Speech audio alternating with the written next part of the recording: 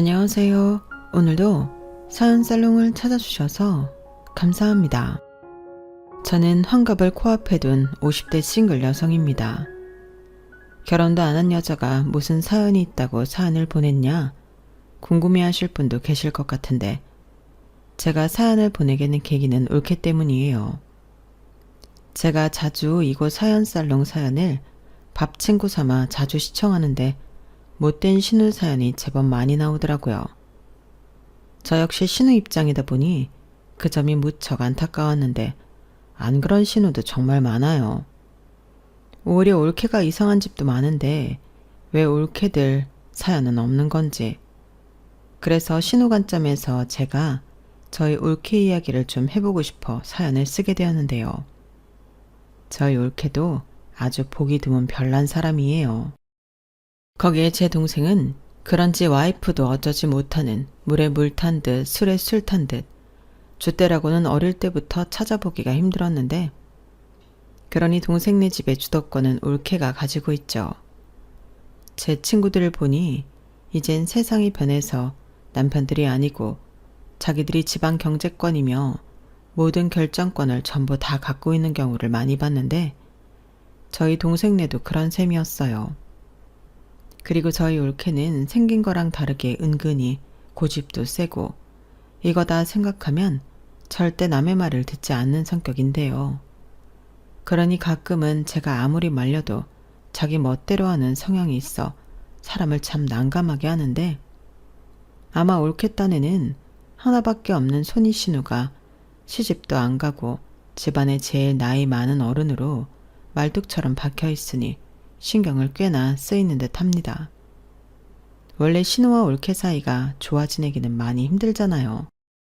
다행히 저랑 올케가 한 집에 사는 건 아니라 다행이라면 다행인데 올케는 그럼에도 불구하고 싱글인 손이 신우를 많이 의식하는 것 같더라고요.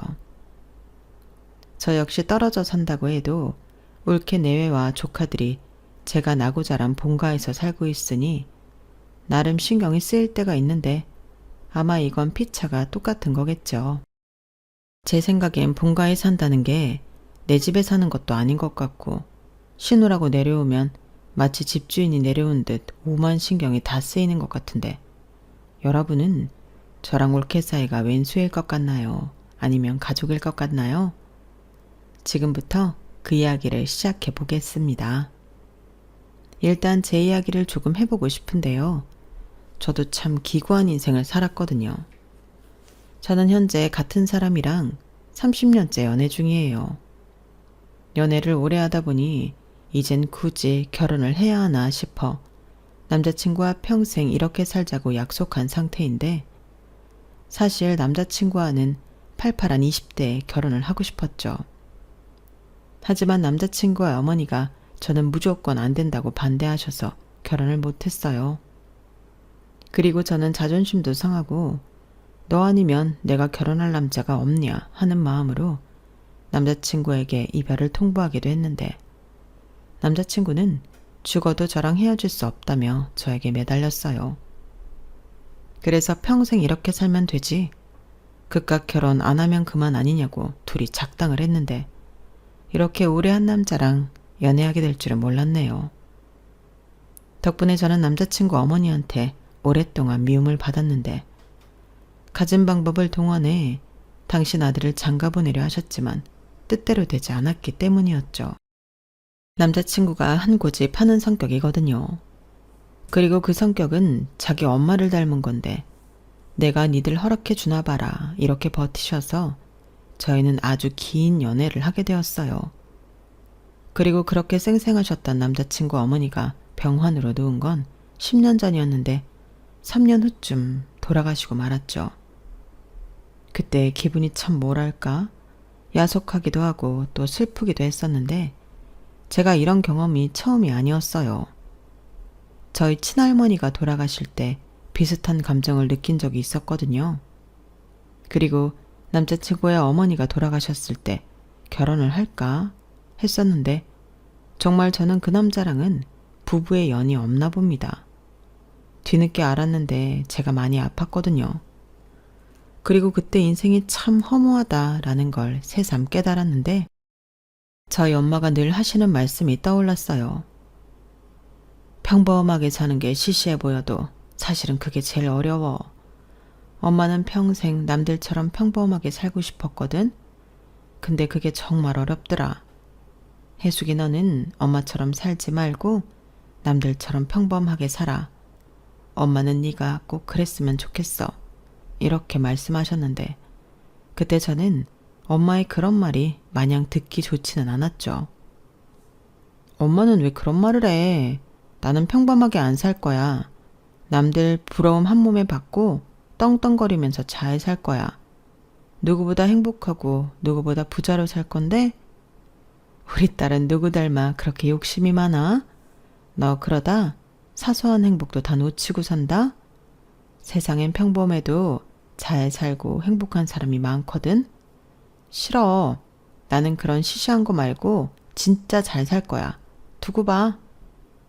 저는 이렇게 어릴 때부터 여자이면서 포부가 남달랐어요. 그리고 이런 저를 죽어라 미워하고 싫어하던 할머니가 계셨는데요. 저한테는 8살 어린 남동생이 있었거든요. 남동생은 유복자로 아빠가 돌아가시고 태어난 아이였는데 할머니는 늘 제 동생을 죽은 당신 아들 보듯 하셨어요. 그러니 차별은 말할 것도 없고 좋은 모든 건 제가 아닌 동생에게 주려 하셨는데 할머니는 저뿐만 아니라 엄마도 죽도록 미워하셨죠. 엄마 팔자가 드세서 아빠가 제명에 못 살고 죽었다고 믿는 양반이셨거든요. 그리고 동네에서도 저희 할머니를 두고 독한 노인네라고 그 이름을 떨쳤는데 오죽하면 동네 사람들이 전부 엄마를 측은해야 할 정도였어요. 하지만 정작 저희 엄마는 단 한 번도 할머니에 대한 나쁜 말을 한 적이 없었어요. 어릴 때부터 저는 그런 엄마를 이해할 수가 없었는데 어릴 때부터 쭉 봐온 할머니는 매사 엄마만 부려먹고 돈은 당신이 갈취하며 늘 엄마에겐 싫은 소리만 퍼붓는 악독한 사람이었거든요. 그런데 저희 엄마는 할머니가 아무리 모진 말을 해도 그저 묵묵히 시키는 일만 했고 얼마나 일을 많이 했으면 밤에 잘 때 당신도 모르게 끙끙 앓는 정도였는데요. 할머니는 그런 것도 다 알면서 엄마를 내버려 두지 않으셨어요. 오히려 오직 제 동생만 귀하다 하며 끼고 도셨는데 제 동생은 그래도 착한 아이라 늘 엄마와 저에게 미안해 했었죠. 한 번은 자기만 맛있는 거 먹는 게 미안해서 그걸 몰래 감췄다가 저에게 주곤 했는데 저는 그런 성정이 못돼서 그런 동생을 미워한 적도 많았어요. 제가 할머니를 닮았거든요. 동생은 유한 아빠를 닮았다고 동네 어른들이 그러셨는데 저는 딱 성격이 할머니라고 했어요. 저는 크면서 그 소리가 제일 듣기 싫었는데요. 엄마는 그 소리가 나쁜 소리가 아니라고 너무 그렇게 열올릴 필요가 없다고 하셨어요. 할머니 진짜 대단하신 양반이야. 할아버지 일찍 돌아가시고 혼자 6남매를 키웠잖아. 아빠가 막내라 유독 예뻐하셔서 아빠 잃고 상심이 커서 그렇지 원래는 안 그래. 속이 얼마나 깊으신데. 그런 할머니를 닮았다고 하면 오히려 좋지 않니? 이렇게 말했는데 저는 그런 엄마에게 질색하며 말했어요. 말도 안 돼. 할머니가 속이 깊다고? 무슨 그런 이상한 말이 다 있어. 사람들이 나 할머니 닮았다고 하는 거 욕심 많아서 그러는 거잖아. 누굴 바보로 알고? 욕심 많지. 너도 네 할머니도. 그래서 우리가 이만큼 사는 거잖아. 아니지. 우리가 이만큼 사는 건 엄마가 죽어라 이래서 그런 거지. 엄마는 왜 자꾸 바보처럼 참기만 해? 일은 엄마가 다 하고 돈은 할머니만 챙기잖아. 할머니 돈이 우리 돈이지. 그리고 엄마는 혜숙이 너처럼 똑똑하지가 못해서 돈 관리도 잘 못해. 그런 건 할머니가 잘하지. 아, 이래서 문제야. 이러니까 엄마가 맨날 할머니한테 당하고 사는 거라고. 나는 절대 엄마처럼 안 살아. 그래, 너는 똑똑하니까 엄마처럼 살지 마. 너 하고 싶은 거 다 하고 멋지게 살아. 엄마도 그랬으면 좋겠다. 대리만족하게. 엄마도 참 그런 소리가 어딨어. 왜 대리만족을 해? 엄마도 엄마 행복을 찾아. 저는 어릴 때 엄마가 너무 물러터져서 바보라고 생각했어요. 막말로 아빠도 없는데 그 모진 시집살이를 견딜 이유가 뭐가 있냔 말이죠. 하지만 엄마는 친정이 없었고 가족이라고는 할머니밖에 없다며 할머니 곁을 떠나지 않으셨는데, 그런 할머니가 제가 고등학교에 다닐 때 위암으로 투병을 하게 되셨어요.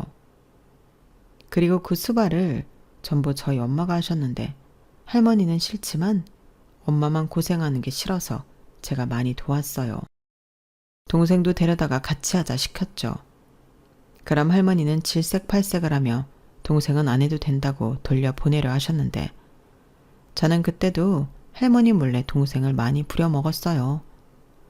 동생은 워낙에 할머니 애정을 많이 받고 살았으니까 그 정도는 괴롭혀도 된다고 생각했거든요.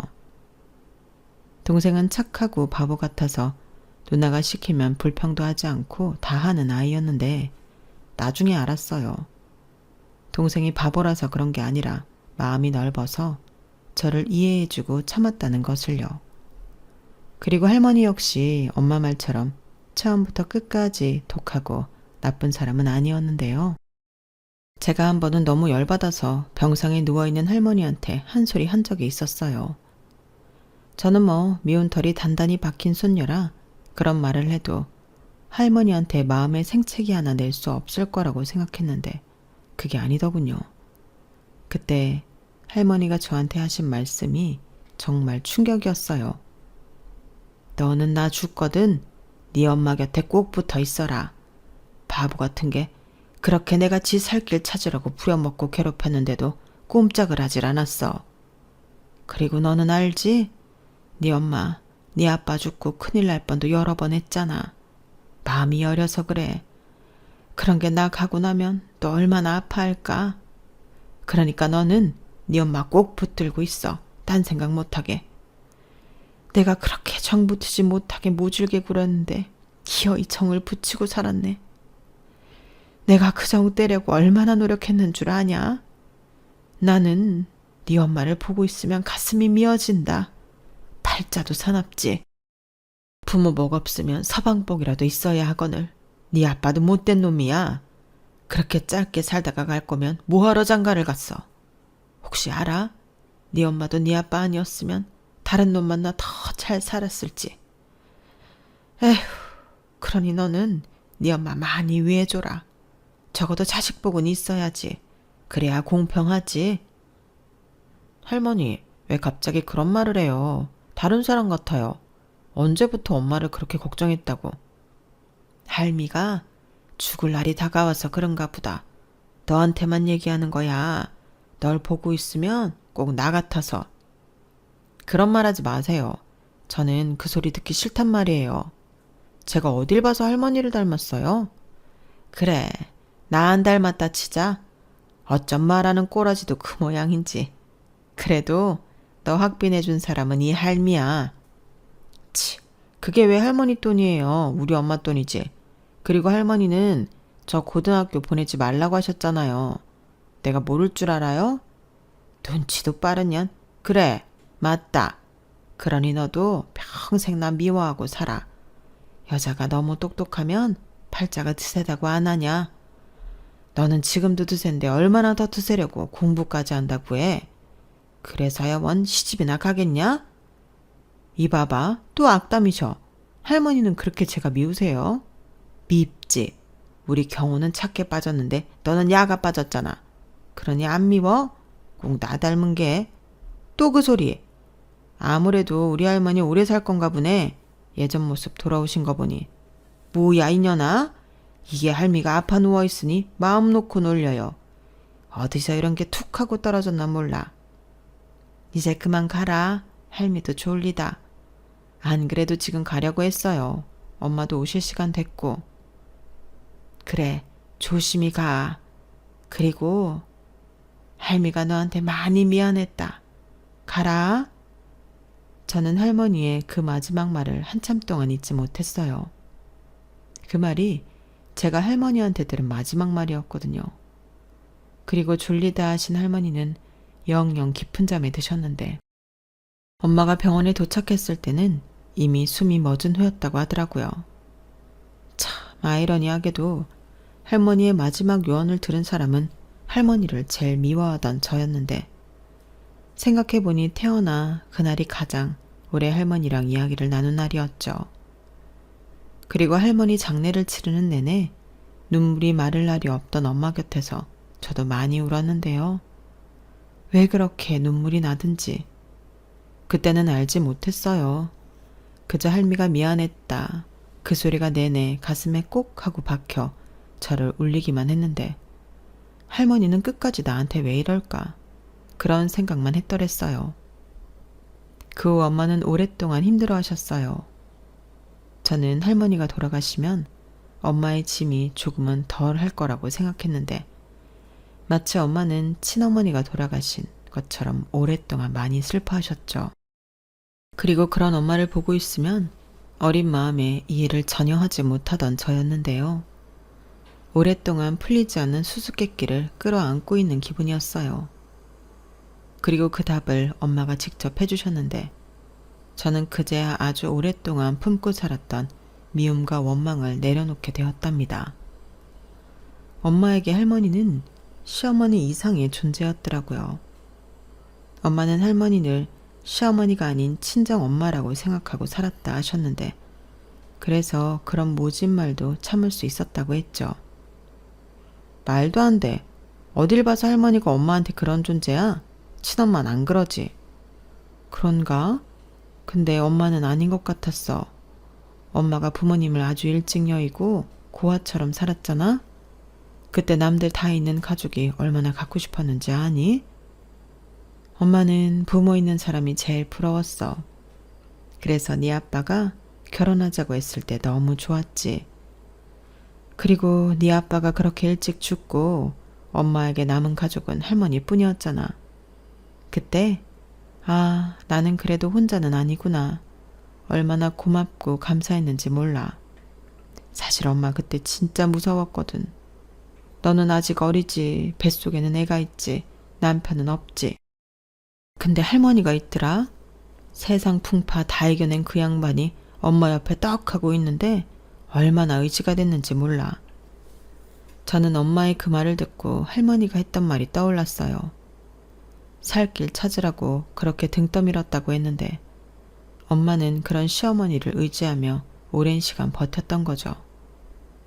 그리고 할머니 역시 착하고 여린 며느리에게 사실상 많이 의지하고 사셨던 것 같은데 서로 표현을 할 줄 몰라 남들 보기엔 이상해 보였던 것 같아요.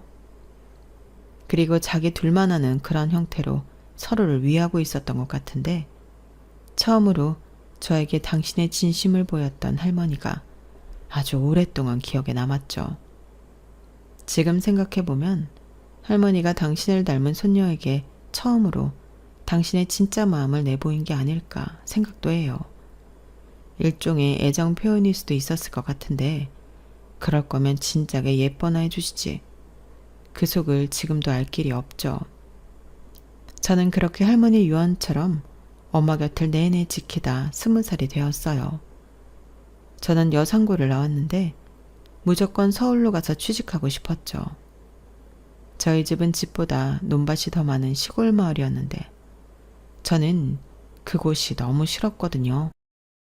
TV에 보면 서울은 번쩍번쩍하고 높고 멋진 건물이 잔뜩 있었는데 저는 도시에서 화려하게 살고 싶었어요.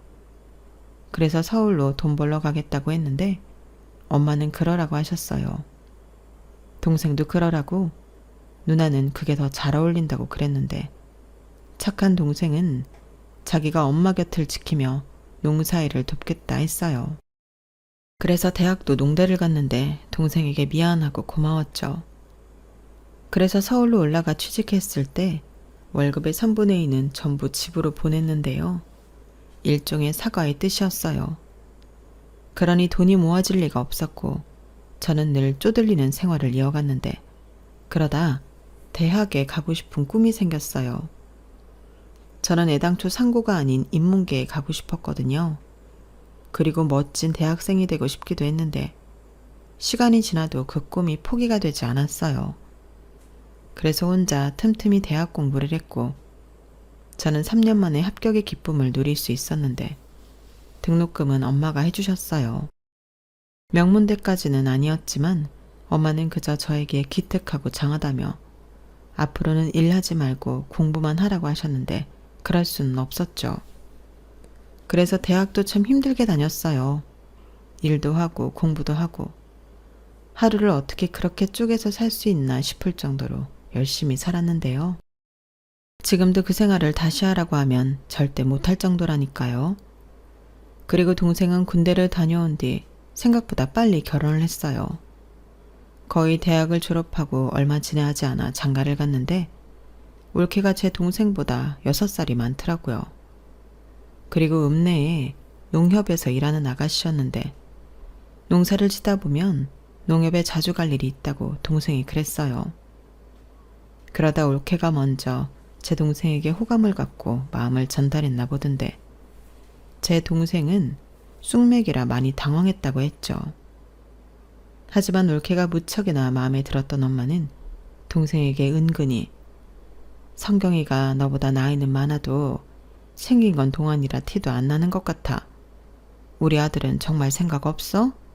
농사만 짓다 보면 아가씨 만날 기회도 잘 없잖아. 라며 동생을 올케 쪽으로 밀어붙였는데요. 엄마도 종종 농협에 갔을 때 올케를 보고 마음에 들었다고 했거든요. 그런데 동생이 너무 순에 빠졌으니 며느리는 좀 똑소리나는 여자로 보고 싶다 했는데 올케가 딱이라고 생각한 듯 했어요. 그리고 저도 내려가서 올케를 처음 봤을 땐 뭔가 저랑 비슷한 느낌을 받고 이걸 좋다고 해야 하나 싫다고 해야 하나 헷갈렸는데 일단 아부하지 않던 그 성격이 마음에 들었죠. 왜 자기가 좋아하는 남자 누나라고 하면 일단 긴장하고 가식도 좀 떨면서 살살거리잖아요. 그런데 올케는 그러지 않았어요. 동생보다 연상이라 그런지 저를 봐도 아무렇지 않아 했는데 그게 뭐라고 거기서 은근한 기싸움을 벌였죠. 그때까진 저거 우리 집에 시집 오면 지가 나서서 다 헤쳐먹을 것 같은데 이런 생각을 하기도 했는데요. 나중엔 동생도 올케가 좋다며 둘이 나를 잡았어요. 근데 말이죠. 이건 나중에 들어보니 올케 집에서 제 동생을 반대했다 하더군요. 홀시어머니의 농사짓는 집이라고 귀한 딸 시집 보내기 싫다고 올케 아버지가 몇 날 며칠을 알아 누우셨다고 들었어요. 그런데 그 소리를 듣는데 제가 한 방 맞은 기분이 드는 거 있죠. 솔직히 속으로 나라도 그런 집에 시집 못 보내지 라는 생각이 들었는데 가재는 개편이라고 그런 표현을 할 수가 없었어요. 그런데 그런 반대를 무릅쓰고 올케가 저희 집에 시집을 온다고 하니 그땐 좀 고마웠는데요. 사실 올케가 아니었다면 쑥맥 같기만 했던 제 동생이 장가나 갔을까 싶었어요. 그래서 저도 그때부터는 나름 올케에게 잘 하려고 했는데 저는 비싸서 쓰지도 못하는 고가 화장품도 사서 보내고 다른 사람은 몰라도 신혼생일은 꼬박꼬박 챙기며 용돈을 붙였어요. 그러자 올케에게 연락이 왔는데 저는 고맙다고 연락한 줄 알았거든요. 근데 그때 올케가 저한테 뭐라 했는 줄 아세요? 형님이 뭐 벌면 얼마나 번다고 자꾸 이런 걸 저한테 보내요. 저 이런 거 안 써도 돼요. 그럴 돈 있으면 저금을 하세요. 뭐? 올케 지금 나한테 잔소리하는 거야? 잔소리는 아니고 이런 말 안 하면 계속 보내실 것 같아서 솔직하게 말하는 거예요. 저 좀 부담스럽거든요. 아, 그래? 그래도 사람 성의가 있는데 그냥 쓰지? 싫어요. 필요하면 제가 사서 쓰면 돼요. 서울 물가도 비싼데 이런 거 보내지 마세요. 올케도 참 같은 말인데 좀 예쁘게 말 좀 하면 안 돼? 들어보니 나 생각해서 그러는 것 같은데. 아니에요. 저 생각해서 그러는 거예요. 제가 계속 이런 거 받고 좋아하면 나중에 안 주실 때 실망하지 않겠어요? 저 그런 거 싫어요. 아, 그래? 알겠어. 괜히 부담 줘서 미안하네. 나는 나 딴에 올케한테 점수 좀 따보려고 그런 건데. 올케가 분가도 안 하고 우리 엄마랑 같이 살면서 고생하잖아. 저 고생 안 해요. 어차피 저는 출근하니까 농사도 안 짓고 분가 안 하고 어머님이랑 사니까 돈도 굳었잖아요? 나중에 애 태어나면 우리 애도 어머님이 다 봐주신다고 했는데 제가 이익이죠.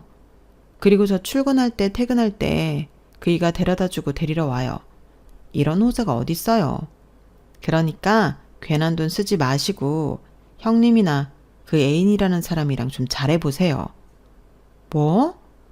어머님이 걱정이 많으시더라고요. 가뜩이나 성격도 모난 데가 많은데 시집도 안 가고 저러고 있다고요. 저는 한마디도 지지 않고 자기 기분 내키는 대로 솔직하게 말하는 올케가 그다지 예쁘진 않았어요.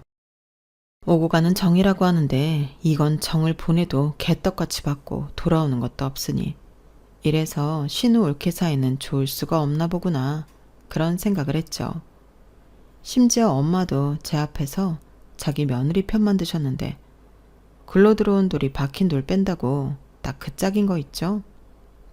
그리고 올케는 결혼하고 1년 있다 연년생으로 조카 둘을 낳았는데 저희 엄마는 입이 귀에 걸리셨고 그래서 당신이 자처해서 손주 손녀를 다 보셨어요.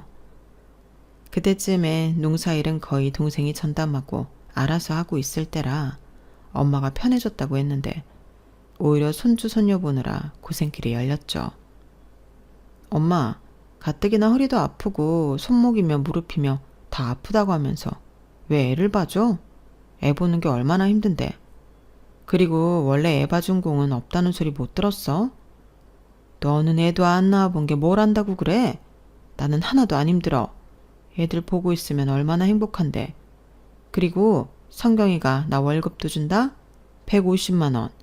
야, 이게 웬 횡재냐? 뭐? 150만 원? 엄마는 애 둘을 봐주는데 그거 받고 좋아? 이거 안 되겠네. 내가 한 소리 해야지. 어허, 너 그러기만 해? 성경이 월급이 뭐 얼마나 된다고 그래? 지딴 애는 많이 주는 거야. 사실 그런 거 안 줘도 내가 봐줄 건데 나는 고맙지. 하여간 며느리만 싸고 돌지. 엄마 딸 어딨어? 어디 있긴 저 멀리 있지. 원래 몸이 멀리 있으면 마음도 먼 거야. 대신 나는 며느리가 옆에 있으니 얼마나 좋냐? 너 행여 시누이 짓 하다 나한테 걸려봐라. 서러워서 못 살겠네. 알겠어. 그래도 너무 무리하지는 마. 병원에서 엄마 무릎 수술해야 한다고 했다며. 수술이나 좀 받고 쉬지. 당장은 아니라고 했어. 그리고 수술하면 꼼짝도 못하는데 얼마나 답답하겠니? 엄마가 알아서 해. 너는 시집이나 가. 아, 또 그 소리. 우리가 전화를 너무 오래 했지? 이제 그만 끊자. 저는 엄마한테 결혼에 대한 이야기를 들으면 언제나 서둘러 전화를 끊었어요. 사실 누구보다 결혼하고 싶었던 건 저였는데 차마 저희 엄마한테 남자친구 어머니가 반대해서 못한다는 소리를 못하겠더라고요. 그리고 저희 엄마가 저를 결혼시키고 싶어 안달이 났다는 말도 남자친구에게 못했는데 그러면 남자친구는 또 미안해 죽을 것 같은 얼굴을 하니 그것도 싫었죠. 그래서 저만 중간에서 소가리만 했는데 그게 문제였을까요? 제 안에 나쁜 놈이 자리하고 있는 줄도 몰랐어요. 그걸 알았을 땐 내내 저를 미워하던 남자친구 어머니가 돌아가시고 얼마 지난 후였는데 제가 암이라고 하더군요. 유방암이요. 3기라고. 수술도 하고 어쩌면 항암도 해야 할지 모른다고 하는데 그때 결혼은 아예 꿈도 꾸지 않겠다고 마음을 단단히 먹었어요. 남자친구는 당장 결혼해서 자기가 남편 노릇하겠다고 난리를 쳤는데 남의 집 아들 병수발이나 들라고 장가오라고 하지 못하겠더라고요. 그래서 아파도 씩씩한 척 많이 했어요. 끙끙 앓고 우는 건 혼자 하고 싶었는데 그때 엄마가 다 제쳐두고 올라와서 제 간병을 도맡아 해주었죠. 솔직히 그때는 젊은 딸이 나이 많은 엄마의 수발을 받는 게 영 불편했는데 엄마는 그런 게 어딨냐고 하셨어요. 그러면서 제가 잘못될까 매일 저녁 혼자 훌쩍거렸는데 제 몸 아픈 것보다 저는 그게 더 싫더군요. 그래서 동생한테 전화를 걸었어요. 누난데 엄마 좀 데리고 가. 뭐? 왜?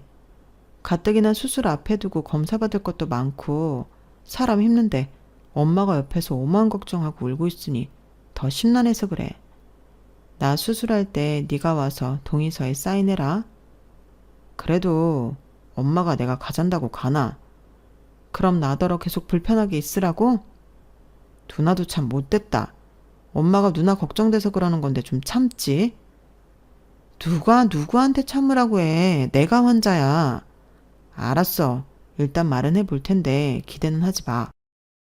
동생은 말은 그렇게 했어도 다음날 올케와 같이 올라와 엄마를 설득했어요. 그리고 무슨 소리를 어떻게 했는지 모르겠는데 올케가 제 병실에 남겠다고 하더라고요. 그리고는 형님, 저는 옆에서 걱정도 안 하고 울지도 않을 거니까 괜찮죠? 라고 하는데 황당 그 자체였어요. 직장은 어쩌고 여길 와 있냐고 제가 물으니 아껴뒀던 월차를 저 때문에 썼다고 나중에 저더러 갚으라고 하더라고요. 말이라도 괜찮다고 해주면 어디가 덧나나요? 그래도 혼자 있는 것보다는 올케가 있는 게 좋긴 했어요. 엄마가 있을 땐 도리어 제가 신경을 많이 썼는데 올케는 제가 신경 쓸 필요도 없고 지가 싫으면 지 집에 갈 테지 하고 많이 속이 편했는데 올케도 저를 많이 신경 쓰지 않더라고요. 그런데 희한하게 올케가 간병을 곧잘 했는데 한 번은 궁금해서 해본 적이 있냐 물으니 저희 엄마가 오래 아프셨거든요. 신장이 안 좋으셔서. 그래서 어릴 때부터 이런 건 잘했어요. 라고 하는데 그땐 올케가 좀 달리 보였어요. 말은 툭툭 해도 마음은 그렇지 않다는 걸 알겠더라고요. 게다가 나중에 보니 제 동생이 올케를 더 많이 좋아하고 챙기려고 했는데 아마도 저런 속을 다 알고 그러는 것 같더라고요. 그러고 보니 올케는 좋은 건 좋다, 싫은 건 싫다 딱딱 부러지게 표현하는 성격이었는데 저도 같이 있으면서 어느 정도 그 성격에 적응이 되었죠.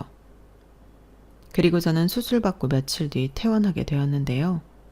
남자친구가 지극정성이었어요. 제가 병원에 있을 때도 잠만 제 옆에서 자지 못했지 매일 출근 도장을 찍던 사람이었는데 그래서 올케도 제 남자친구를 자주 봤죠. 그런데 희한하게도 제 남자친구에 대해 한마디도 하지 않았는데요. 오히려 엄마가 전화해서 그 남자 어떤 것 같니? 네가 보기에 좋아 보여? 이렇게 물었는데 그때도 올케는 모르겠다고 말할 뿐이었죠. 그래서 보다 못한 제가 올케 보기엔 내 남자친구가 그저 그래? 이렇게 물은 적이 있었는데요. 그때 올케는 남녀 사이를 제가 어떻게 알아요? 제가 본다고 다 아나요? 형님이 좋으면 좋은 사람이겠죠. 이렇게 말하며 정말 관심이라고는 1도 없다는 듯 지 할 일만 했어요. 그리고는 제가 태어나던 날 동생이 지 마누라 데리러 왔는데 제가 고맙다고 돈 봉투를 내미니 그건 자기가 받을 만한 것 같다며 쏙 가져가는 거 있죠.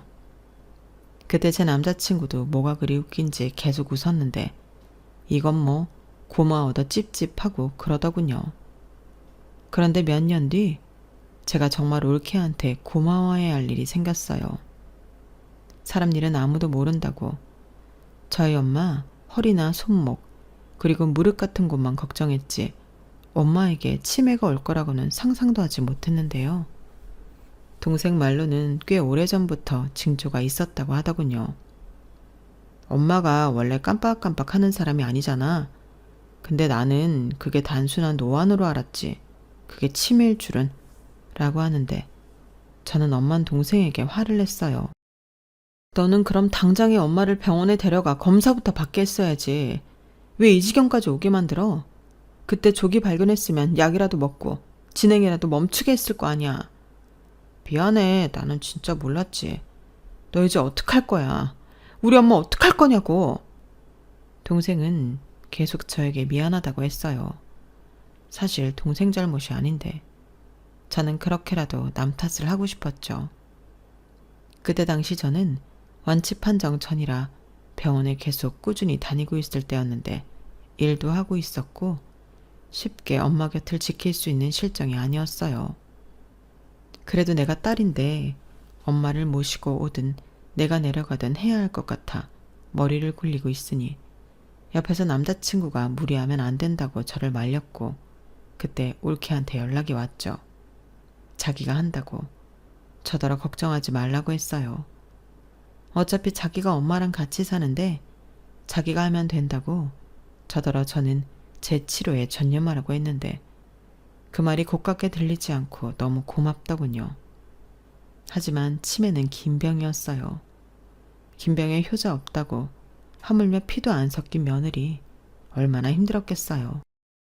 그때 마침 저는 완치 판정을 받았고 당시 다니던 회사에도 안식년을 지낼 수 있어 고향에 내려갈 수 있는 상황이 되었는데 고민도 하지 않고 짐을 쌌죠. 남자친구는 서운해하는 눈치였지만 아무 말도 못했어요. 그저 자기가 자주 가겠다 이 말만 했는데 저는 그러라고 했죠. 무리할 필요는 없으니 편하게 하자고 했어요. 그리고 그때부터는 제가 집에서 엄마를 거의 전담으로 맡았는데 올케가 10kg 넘게 살이 빠져 있는 모습을 보고 놀랐거든요. 저렇게 고생을 많이 했구나. 근데 어쩜 나한테는 말도 하지 않았지? 이런 생각에 저는 그때 처음으로 동생 내외에게 분가를 하라고 제안했어요. 돈이 부족하면 내가 보탤게. 이만큼 엄마랑 살았으면 오래 살았지. 누나, 갑자기 왜 그래?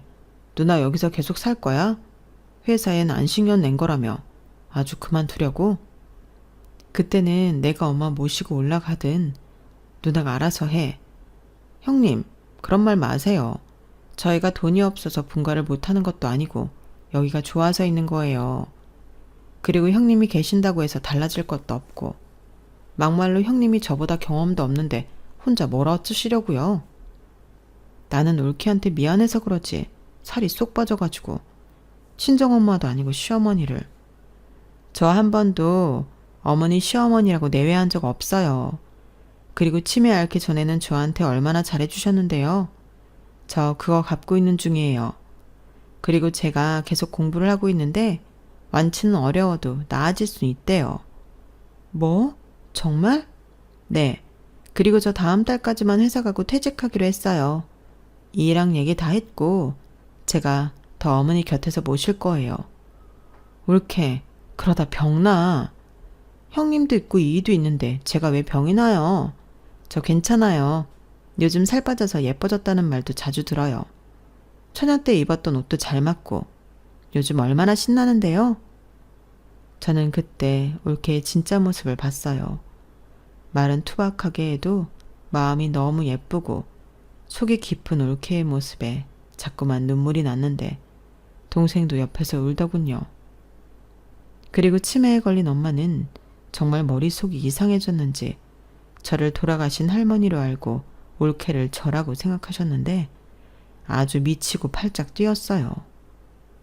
할머니 계실 때는 내내 참고 있던 그 울분이 그제야 쏟아지더라고요. 어머니 진짜 왜 그러세요? 왜 나한테만 그러세요? 내가 뭘 잘못했다고. 저도 어머니 싫어요.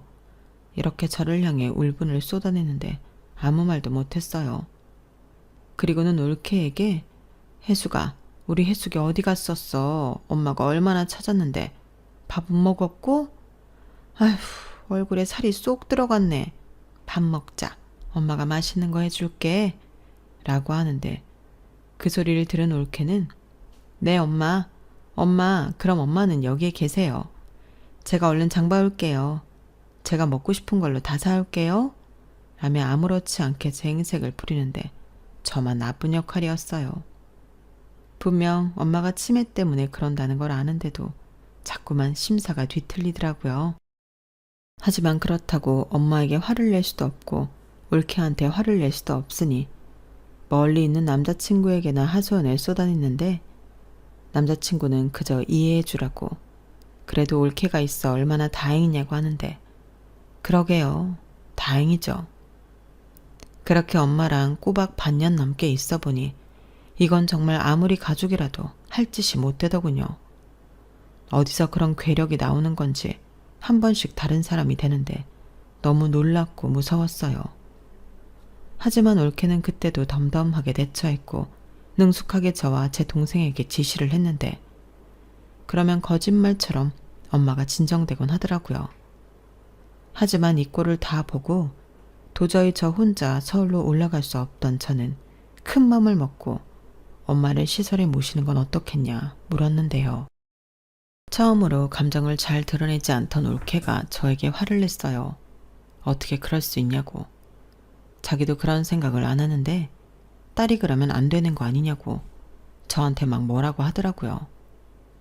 저는 지 힘들까봐 한 소리였는데 올케는 그런 건 필요 없답니다.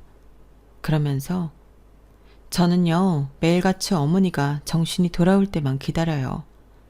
다른 사람들은 이제 그런 기대하지 말라고 하는데 저는 어머님이 꼭 예전 모습으로 돌아올 것 같아서 내내 기다린다고요. 그런데 그런 어머니를 시설에 모시자고요? 그게 모시는 거예요? 버리는 거지. 그런 소리나 할 거면 형님은 그냥 서울로 가시는 게 낫겠네요. 라고 하는 거예요. 그런데 저 한심하게도 올케랑 싸웠어요. 어디서 큰 소리냐. 어디서 우리 엄마 생각해주는 척하냐. 네가 그래도 며느리고 남이지 딸만 하냐고 유치하게 그러는데 동생이 그러더군요. 누나는 이제 그만 올라가. 완치 판정 받았어도 무리하면 안 돼. 라고 하는데 저는 그래 니들끼리 잘해봐라. 그러고 서울집으로 돌아왔어요. 그리고는 후회의 눈물을 얼마나 많이 흘렸는지 모르겠는데 꼴에 자존심은 있어서 전화하지 않았죠. 전화하면 미안하다고 해야 하는데 그 소리가 입 밖에 나갈 것 같지 않았거든요. 그렇게 시간이 조금 흘렀는데 올케에게 연락이 왔어요. 아무래도 엄마가 곧 떠나실 것 같다며 얼른 오라고 울먹이면서 얘기를 하는데 손이 바들바들 떨리더군요. 저는 겨우 남자친구에게 전화해 같이 가자고 했고 그렇게 엄마의 마지막을 펑펑 울면서 함께 했어요.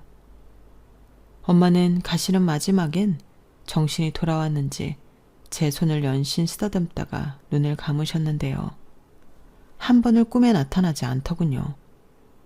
올케는 종종 엄마 꿈을 꾼다고 하는데 저는 그때도 못내 서운했어요. 사실은 딸보다 며느리가 더 좋았던 게 아니었을까. 애꿎은 하늘만 쳐다보며 서운하다 했는데 동생이 이제 슬슬 엄마 재산을 정리해야 하지 않겠냐며 저더러 내려오라고 하더군요. 그러고는 정확하게 반반하자고 하는데 저는 됐다고 했어요. 내가 무슨 자격으로 이것들을 받냐고 니들 다 하라고 했는데요. 동생은 그럴 수 없다고 고집을 부렸죠. 평상시에는 고집이라고는 부릴 줄 모르는 놈이 그때는 완강했어요. 하지만 고집은 제가 더 셌는데 제 몫은 올케 하라고 했네요. 저는 그때가 아니면 올케에게 제 마음을 전달할 수 없을 것만 같았거든요. 우리 엄마 옆에 오래오래 있었던 사람은 내가 아니고 올케잖아. 올케가 며느리 노릇 딸 노릇 다 했는데 이거 올케 가져. 형님, 저 이런 거 바라고 어머니 돌봐드린 거 아니에요. 그리고 정신 운전하실 때 제가 받은 게 더 많다니까요. 그래 알아. 근데 내가 그러고 싶어. 잘 가지고 있다가 하늘이 가을이한테 써. 요즘 애들 키우는데 돈 많이 들잖아. 그건 서울이나 그렇죠. 여기 애들은 그렇게 돈 많이 안 들어요. 나라에서 주는 것도 많은데. 그냥 좀 네 하고 받으면 안 돼? 가만 보면 올케는 은근히나 무시하는 것 같더라. 내가 나이 많고 서열도 위야. 누가 형님을 무시했다고 그러세요. 저는 있는 사실만 말씀드린 거예요. 그리고 저 정말 이거 받기 싫거든요. 부담스러워요. 이익 것도 있는데 제가 왜 형님 몫을 받아요? 그냥 받아. 나도 부담스러워서 그래. 나는 혼자잖아. 나 혼자 먹고 살 정도는 벌고 있고 모은 것도 있어. 더는 이 일로 말하지 말자. 안 그럼 이제 니들 안 보고 산다? 누나, 시끄러워. 정 그러면 엄마 쓰던 방 그거 놔줘. 나 올 때마다 내가 쓰게. 엄마 물건 하나도 버리지 말고 그냥 둬. 남들은 태워야 한다 어쩐다 하지만 그런 거 다 미신이야. 이제 내 몫은 내가 챙겼으니까 이 얘기는 그만하자. 저는 서둘러 고향집에서 나왔어요. 그리고 동생은 예전에도 그랬지만 쌀이며 구황작물이며 참기름, 들기름, 고추장까지 늘 바리바리 저에게 보냈는데 혼자 사는 제가 뭘 그렇게 먹는다고 아주 택배가 잊을만 하면 오고 또 오고 했어요. 덕분에 이웃들에게도 많이 나눠주고 남자친구랑도 나눠 먹었는데 뜬금없이 그때 그러지 말고 우리 그냥 같이 살까? 자기가 결혼하는 건 부담스럽다고 하니까 그냥 살기만 같이 살자. 나는 자기랑 한 방 쓰고 싶은데 싫으면 각방 쓰고 라고 하더군요. 저는 생각해 본다고 했어요. 전에는 그렇게 결혼이 하고 싶더니 여러 일을 겪으며 이렇게 지내는 것도 나쁘지 않은 것 같더라고요. 무엇보다 보여주기 싫은 모습은 안 보일 수 있으니 그게 마음이 편했어요. 글쎄요, 한 집에 산다는 건 좀 고민을 더 해봐야 할 것 같았어요. 그리고 어느 날 처음으로 엄마가 꿈에 나타나셨는데 제가 어릴 적 봤던 젊고 고운 모습으로 엄마가 저를 찾아오셨어요. 그리고는 활짝 웃으며 우리 딸 잘했다. 엄마가 많이 고마워. 라고 짧게 말했어요. 꿈에서 깨고 싶진 않았지만 저절로 눈이 떠졌어요. 아무리 다시 꾸고 싶어도 엄마는 꿈에 다시 나타나지 않더라고요. 그렇게 일주일 정도 지났을까? 올케에게 연락이 왔는데 난데없이 무슨 동네에 큰 골프장이 생긴다며 보상을 받게 되었다고 했어요. 무려 100억 가까이 된다며 어안이 벙벙한 소리를 했는데요. 동네 사람들이 아주 배가 아파 죽는다고 하더군요. 어머님이 그동안 사뒀던 땅이 꽤 되더라고요. 할머니 때부터 내려온 산도 있고 그거 다 팔라고 사람들이 와서 실측하고 갔어요. 그리고 도로도 난다고 하고 아무튼 우리 진짜 대박 났다니까요. 형님 얼른 내려와요. 저는 올케의 말을 듣고도 꿈인가 생시인가 했어요. 그리고 이내 어차피 욕심내지 않기로 한 거 그 돈에 미련 갖고 싶지 않았는데 동생이 그러더군요. 이 집도 어쩔 수 없이 넘겨야 해. 그럼 누나가 말한 엄마 방도 사라지는 건데 우리 그러지 말고 반반하자. 나 농사는 계속 할 거야.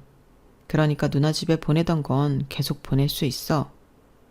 저는 동생 말에 그딴 거 필요 없다고 또 못된 말을 하고 말았어요.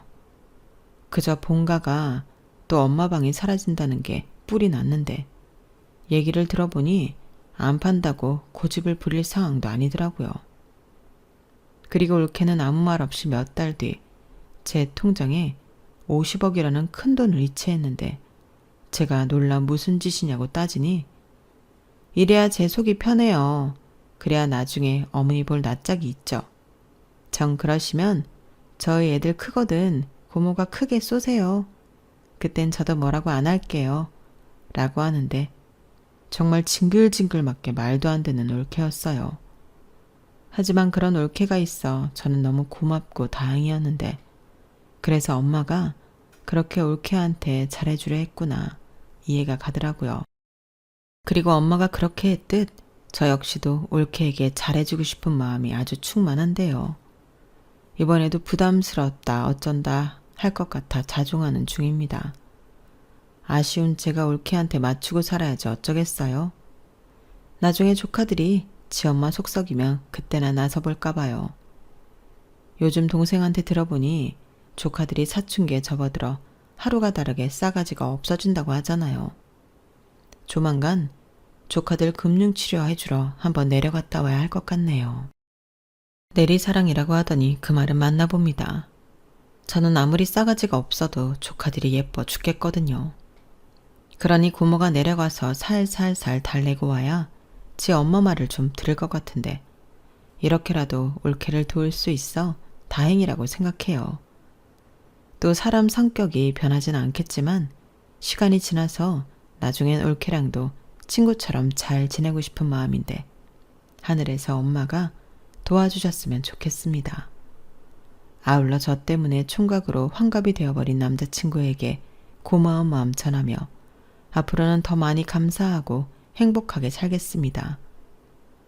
죽을 고비까진 아니었지만 사람이 한번 아프고 나니 하루하루 얼마나 소중한지 잘 알게 되었어요. 그리고 이젠 엄마가 말하던 평범한 그런 행복을 매일매일 발견하며 살고 있는데요. 행복이라는 것도 쌓이면 큰 행복이 되더라고요. 제 사연 들어주신 모든 분들도 그렇게 매일매일 행복을 찾으며 큰 행복을 만들어 가시길 진심으로 바라며 이만 제 사연을 줄이도록 하겠습니다. 올케와 저는 왼수일까요? 가족일까요? 하고 물었는데 너무 시시하게 끝이 났죠. 그래도 저는 올케와 가족으로 살고 있는 지금이 너무 만족스럽고 감사합니다. 투박한 천사이지만 그래서 더 좋은 올케가 있어 너무 다행인 오늘이네요. 그럼 지금까지 사연 들어주셔서 감사드리고요. 여러분들은 아프지 말고 사랑하는 이들과 오래오래 행복하셨으면 좋겠습니다. 안녕히 계세요. 여러분, 사연 댓글에 현명한 조언 부탁드려요. 좋아요와 구독은 저에게 큰 힘이 됩니다. 오늘도 좋은 일 가득하세요.